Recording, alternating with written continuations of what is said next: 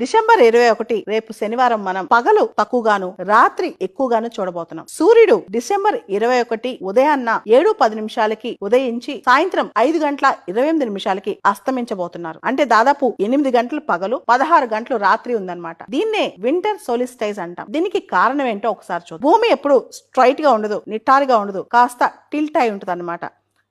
దీనికి సంబంధించి భూమి తన చుట్టూ తాను తిరుగుతూ సూర్యుని చుట్టూ తిరుగుతుంటది.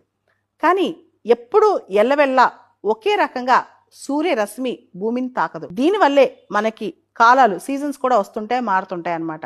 డిసెంబర్ 21 అనేది నార్థన్ హెమిస్ఫియర్ లో షార్టెస్ట్ డే, సదరన్ హెమిస్ఫియర్ లో లాంగెస్ట్ డే.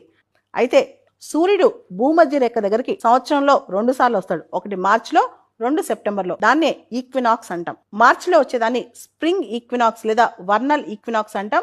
సెప్టెంబర్లో వచ్చేదాన్ని ఆటమ్ లేదా ఫాల్ ఈక్వినాక్స్ అంటాం.